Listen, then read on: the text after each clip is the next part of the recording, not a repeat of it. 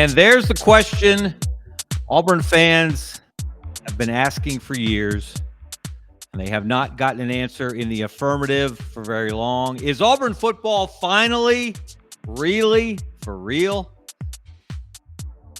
Could be, maybe, possibly. There's hope on the plains. Look at that photo from auburntigers.com of the scene on Saturday night in Jordan-Hare Stadium. I wasn't there, but the people who were say it was electric.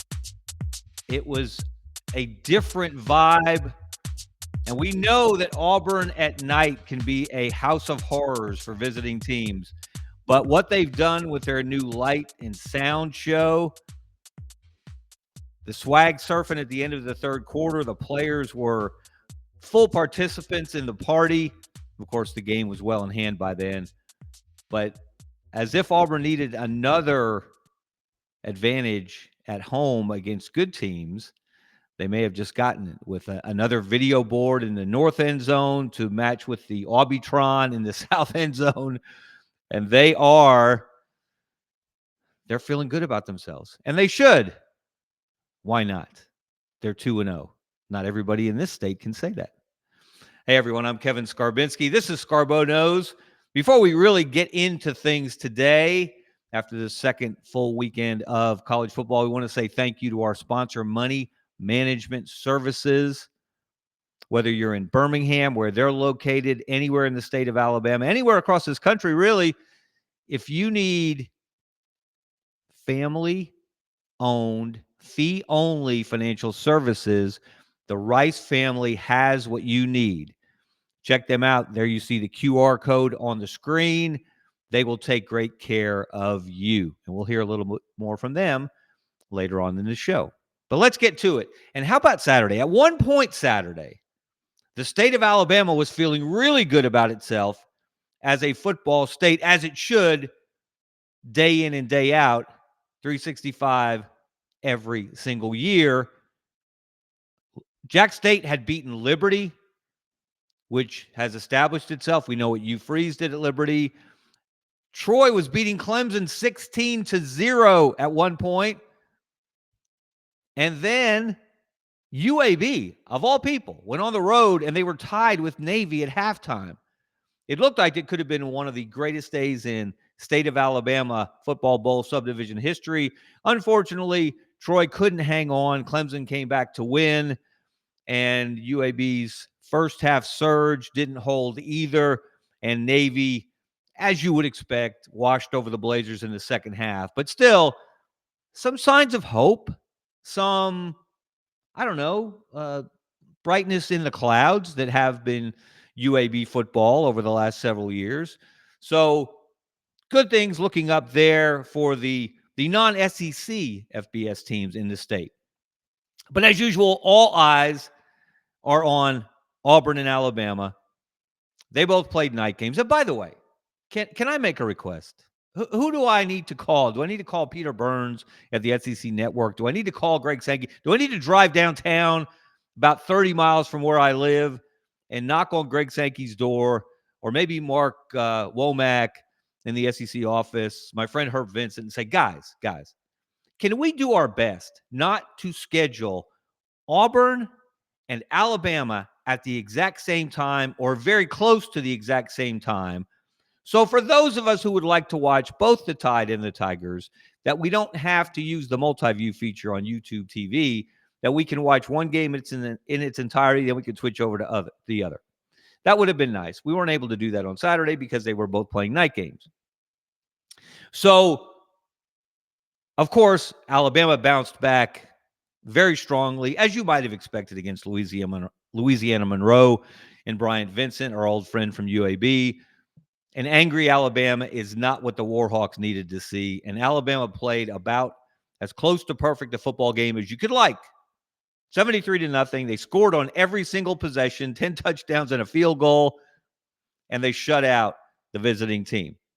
Ty Simpson looked like the guy who should be the starter, was the starter, will be the starter. He was perfect, 17 for 17. The backup quarterbacks, Austin Mack, looked good. He's got a cannon for an arm. And then the five-star freshman, Keelan Russell, got everyone excited, a little sneak peek of what they might see from him in the future. Alabama played with more passion, more energy, more intensity, which everyone wanted to see, which we didn't see the first week against Florida State. So things looking up for the Crimson Tide as they get ready for Wisconsin this week. And down on the Plains, they were already feeling great about themselves after the win over Baylor in week 1 in Waco, Texas. And so more good news happened on Saturday, and not just in Auburn. Let's look at a visual representation, if you will, of some of the good news coming out of Auburn football on Saturday. First of all, Auburn itself won 42-3. And this is an amazing stat. They held Ball State. I know it's Ball State. Okay. It's David Letterman's alma mater, isn't it? I think. It's not founded. Ball State was not founded by Lucille Ball. I think that rumor ended up on the internet over the weekend. I can shoot that one down. So they played close to a perfect game, held Ball State to 68 yards of total offense. Think about that for a second. 68 yards. Minus 3 yards in the rushing game. I'm getting a little choked up just thinking about it. That's the best Auburn defensive performance by those numbers, since 1985. How long ago was that? Bo Jackson was a senior. So that was good news. But even before the Auburn game, the early game of the day, if you were like me watching the CW, how the ACC ended up with a television package that included games on the CW, I do not know. I'm glad that YouTube TV has the CW because I got to watch Baylor and SMU play what may have been the most exciting game of the day. Right off the bat, 11 a.m. Central Time kickoff, and it couldn't have gone better for Auburn. Because, and somebody actually asked me this on Twitter as I was putting out thoughts throughout the day on game day, as I always do, engaging with readers and viewers and listeners. And someone actually asked, why does it help Auburn that Baylor beat SMU? Hello? If you are Auburn and you already beat Baylor, you want Baylor to win every single game the rest of the way. Because the better Baylor looks, the better you look for having beaten Baylor. And Baylor went into Dallas and beat a ranked SMU team, an SMU team that reached the playoff last year under former Auburn offensive coordinator Rhett Lashley. And Baylor was able to win that thing. They fell behind. They looked like they might be dead in the water in the second half.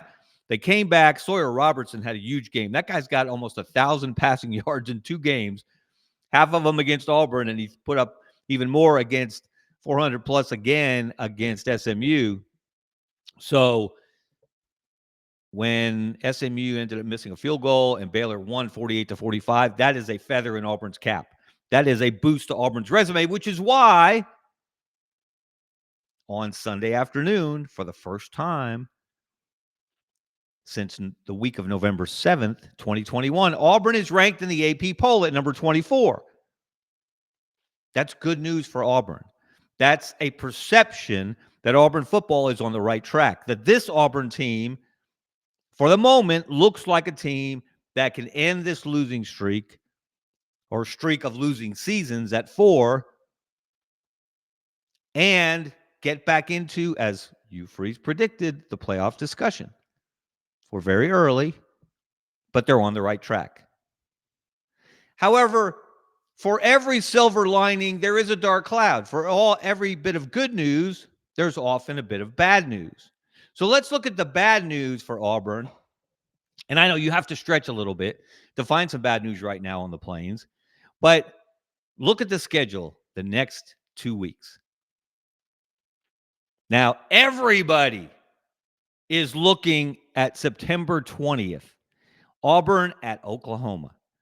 That game's going to be huge.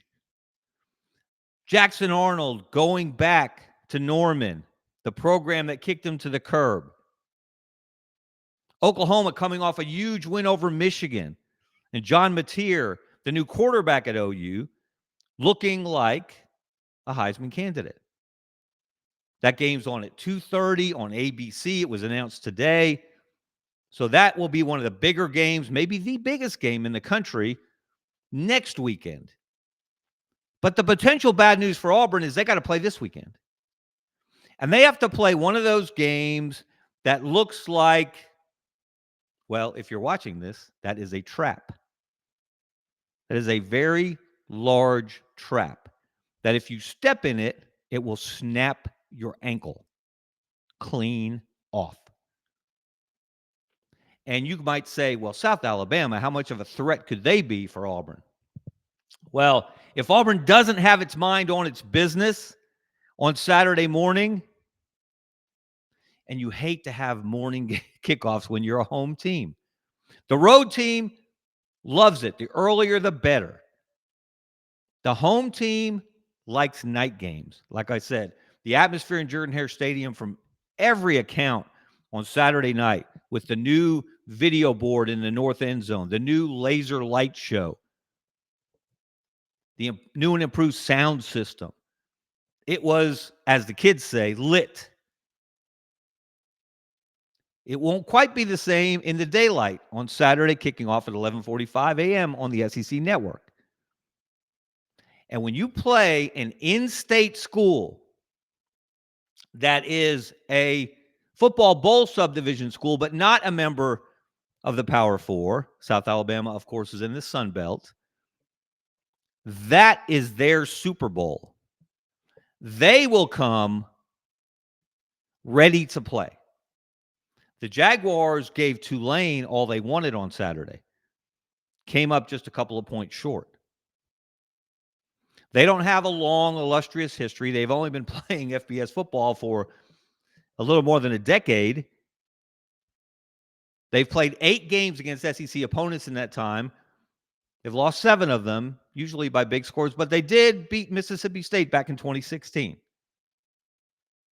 And we know what Mississippi State's atmosphere can be like based on what they did to Arizona State on Saturday night. Kudos to the Bulldogs, and shame on anyone who in 2025 is still making cheap jokes about traveling to Starkville. Whether it's Arizona State coach Kenny Dillingham, or I saw a writer out there, and his name escapes me right now. Might have been David Hale from ESPN. Just cheap shots at Starkville. Have you ever been to a game in Starkville? I have. I've been to many. The 2014 game when Auburn went to Mississippi State, and Mississippi State had a quarterback named Dak Prescott, and Auburn was coming off an SEC championship season, a season in which they came up just short of a national championship, and they were expected to be in contention for another pair of titles, and they went to Starkville, and I still haven't gotten the cowbell ringing out of my ears. And by the way, I'll be right back.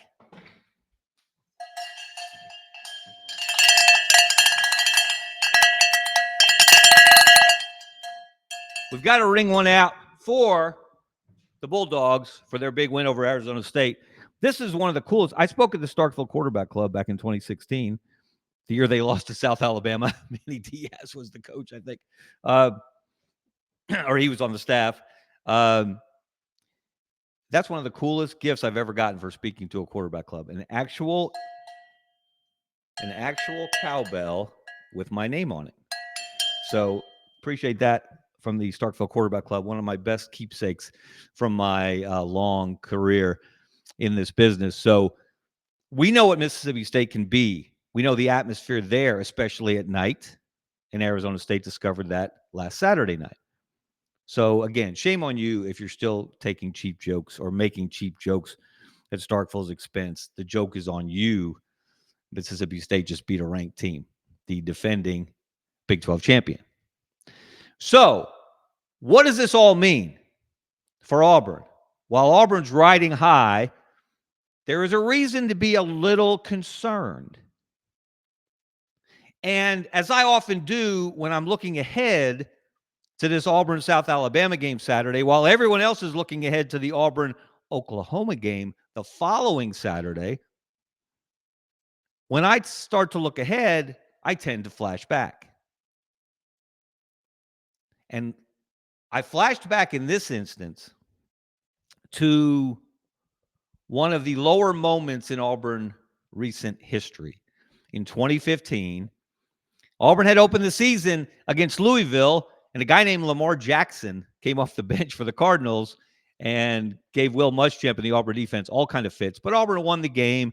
Auburn is ranked number 6th in the country. They were about to play Jacksonville State, which at that time was still an FCS program, one of the better FCS programs in the country, but still an FCS program, a lot fewer scholarships, not the same level of talent, certainly, as Auburn in the SEC, especially an Auburn team at that moment that was ranked number 6 in the country.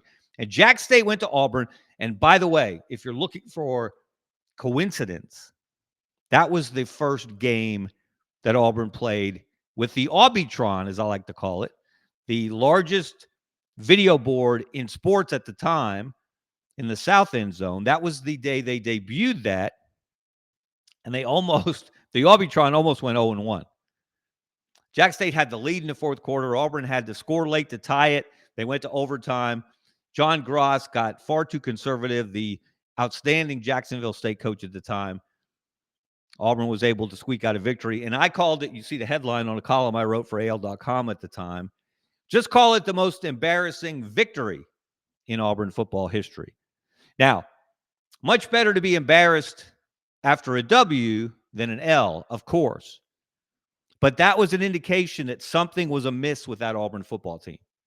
The very next week, they went to LSU. They were probably looking ahead, just as there's going to be a tendency for this Auburn team to look ahead to Oklahoma and not have its mind on its business Saturday against South Alabama. That Auburn team in 2015, after almost getting upset by Jack State, the very next week, they went to Death Valley and got eviscerated by LSU. Leonard Fournette ran for about 228 on about 19 carries, just left cleat marks all over the Auburn defense. Jeremy Johnson had a nightmare of an afternoon and would end up losing his starting job as the Auburn quarterback. So that's the one thing you don't want to have happen to you if you're Auburn. You have not reached a point as the Auburn football program where you can take anyone lightly. They didn't take Ball State lightly. They put them to sleep early, and they kept them down after they knocked them down. The defense was laying out some incredible licks, just played with a ferocity that you love to see from any defense. Jackson Arnold got to air out the ball a little bit after running so successfully against Baylor. They threw the ball more. You see the weapons they have on the outside. Jackson was a little bit, he wasn't perfectly sharp. The offensive line gave up some sacks. So there are still some concerns. There are still a lot of things to work on if you're Auburn football. And you better take South Alabama seriously, or you might be in jeopardy of repeating history from just 10 years ago. In Auburn, the program, the head coach, Gus Malzahn, everything seemed in better shape then than it has the first 2 years under Hugh Freeze. So I like to play, we love to do this during the NCAA basketball tournament or as we're leading up to Selection Sunday. Who's going to get in? Who shouldn't get in? Who should get in? Let's compare resumes. Let's look at blind resumes. Let's look at 2 blind resumes of SEC coaches, current SEC football coaches. You can figure out pretty quickly, if you're paying attention, you could probably tell who's who before I reveal who they are. But just let's look at these numbers. All right, there's Coach A versus Coach B. Who's on the hot seat now? There were a whole bunch of SEC coaches on the hot seat when this year began. But we're going to focus on 2 categories before we ever kicked off to start this season. Coach A's been on the job in his 4th year. Coach B's in his 3rd year. Coach A's overall record right now at this moment is 20-20. The definition of mediocrity. Coach B is 13-14. He has to win 1 more game to get to even. Coach A's SEC record is 10-14, not good. Coach B's SEC record is 5-11, even worse. Coach A has 4 ranked wins early in his 4th year on the job. Coach B has 1 early in his 3rd year. And Coach A has 6 unranked losses, the kind of games that will drive your fan base insane. 6 of those early in his 4th year. Coach B also has 6 unranked losses early in his 3rd year on the job in the SEC at his current post. Now, neither of those resumes are going to get you in the Hall of Fame. Neither of those resumes will keep you on the job for the long term. So who are we talking about? Who is Coach A? Who is Coach B? Brendan, can we have the reveal of this big secret, this blind resume? Who's who? Who's on the hot seat now? Of course, the man on the left, Billy Napier. He's on the hot seat now. As much as he was, maybe, or even more so than he was a year ago after that ugly loss to Miami. And Hugh Freeze, of course, is Coach B. He is not on the hot seat at the moment because his team is 2-0 and ranked number 24 in the AP poll. Florida plummeted out of the poll after that ugly loss to South Florida. And that is the overarching point here. It's those ugly losses, those unexpected losses, those unranked losses that will start your boosters talking behind the scenes, talking to reporters, maybe gathering money to help cover a buyout if necessary. And if you look at their 2 resumes, though, before last weekend, Billy Napier, he's got more highs. He's beaten 3 teams. Hugh Freeze has 1 ranked win in his 2+ years at Auburn. Beat number 15 Texas A&M last year. Billy Napier has 4 wins over ranked teams. He's beaten the number 7 team in his first game against Utah in 2022. That seems like a long time ago. He's beaten the number 11 team in Tennessee in 2023. And last year, Ole Miss was number 9 when they went into Gainesville, and Florida beat them and knocked them out of the playoff picture. Hugh Freeze doesn't have a win as good as any of those. And each of those have 6 unranked losses. I mean, look at some of Hugh Freeze's unranked losses. New Mexico State, 31-10 in his first year, 2 years ago. That's the worst loss of either of these guys. Last year, lost to Cal, Arkansas, Vandy. So this thing can turn on a dime. This thing can change so quickly. Your standing with your own fan base can skyrocket or it can plummet over 60 minutes. And I've said this, and look, and everybody says this. Everybody says this about Billy Napier. He seems like a great guy. Seems like he has a great plan to build the program. He's recruited very, very well. Florida has playmakers everywhere you look. And they scored 16 points against South Florida. They gave up 18 points and lost to South Florida. Now, we are not giving South Florida enough credit when we look at it like that. But if you're the University of Florida, you are not supposed to lose to an in-state team that is not in your conference. And Florida doesn't have another SEC team. If you're Auburn and you lose to Alabama, that's one thing.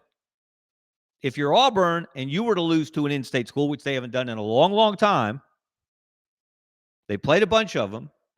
They haven't lost to any of them, and that's why it's important that they be all about their business against South Alabama. You don't want to end that streak.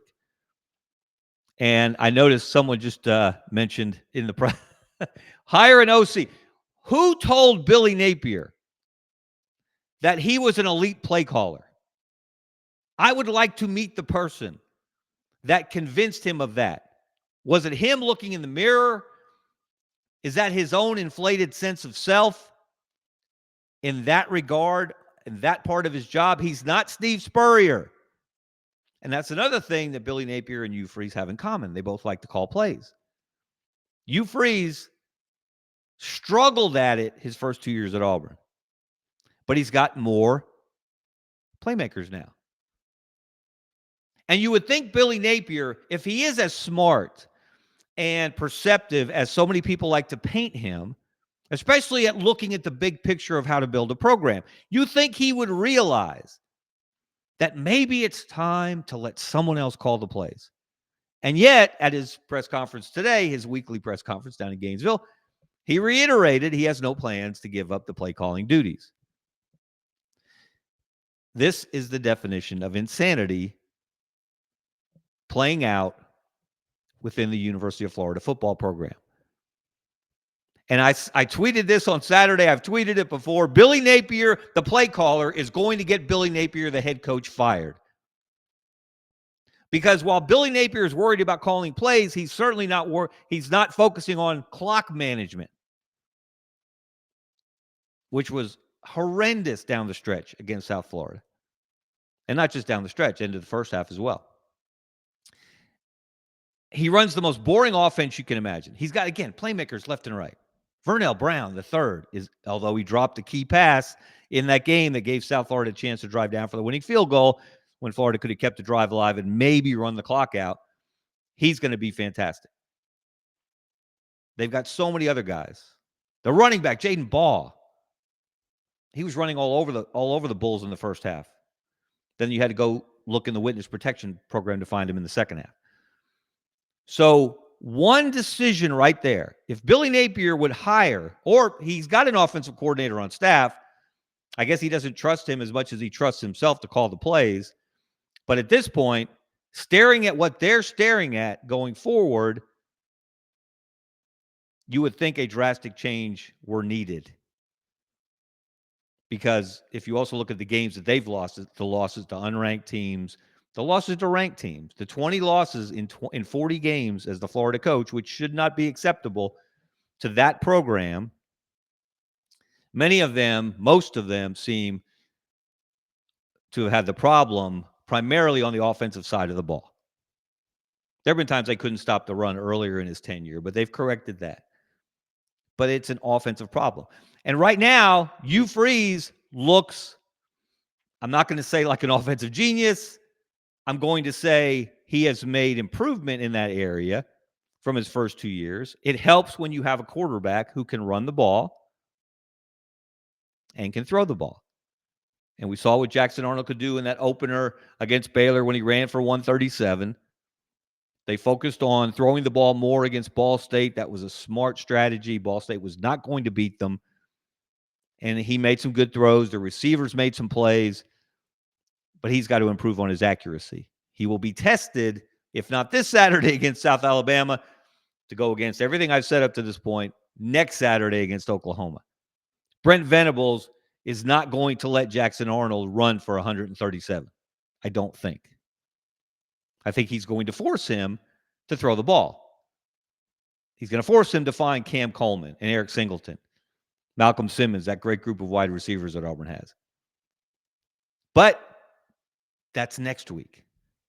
If Auburn doesn't have its mind on its business this week, they could go the way of Florida against South Florida. Now, South Alabama is not South Florida. Major Applewhite, the South Alabama coach, is not Alex Golish. South Florida looks like, after beating Boise State and Florida, they look like one of those teams that's going to contend for the group of 6 playoff spot. They're going to contend for the American Conference Championship. And how good does the American Conference look at the top end right now?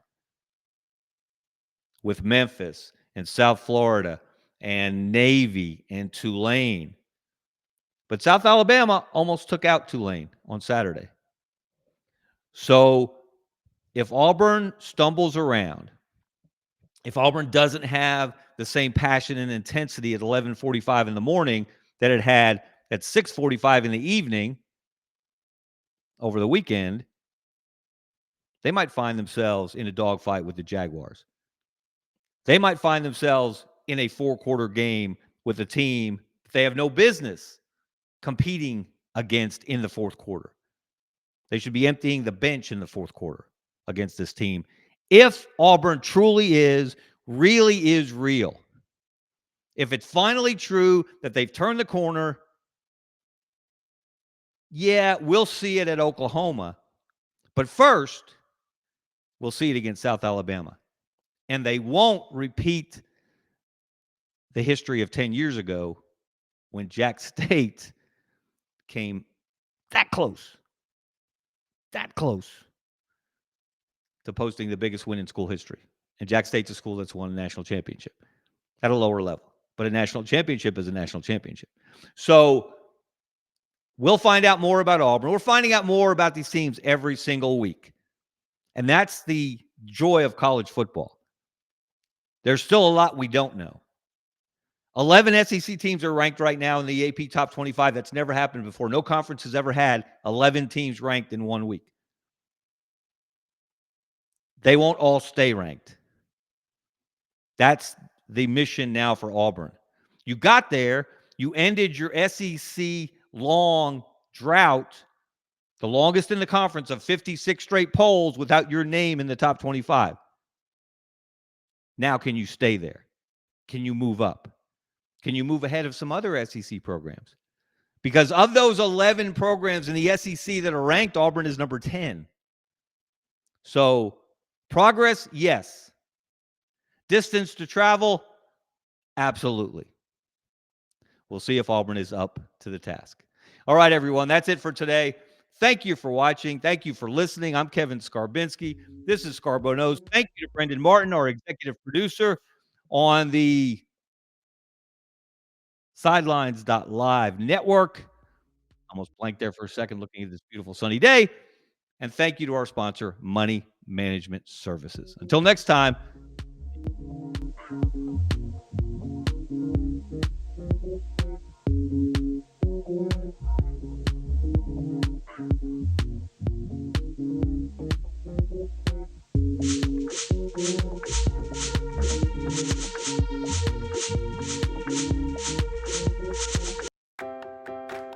Since 1992, Money Management Services in Birmingham has provided individuals and business owners with trusted, fee-only financial advice. We're more than advisors, we're your financial family. From retirement planning to tax strategies and estate planning, our team builds personalized wealth management plans tailored to your life. At Money Management Services, we treat you like family, because when you walk through our doors, you become part of ours.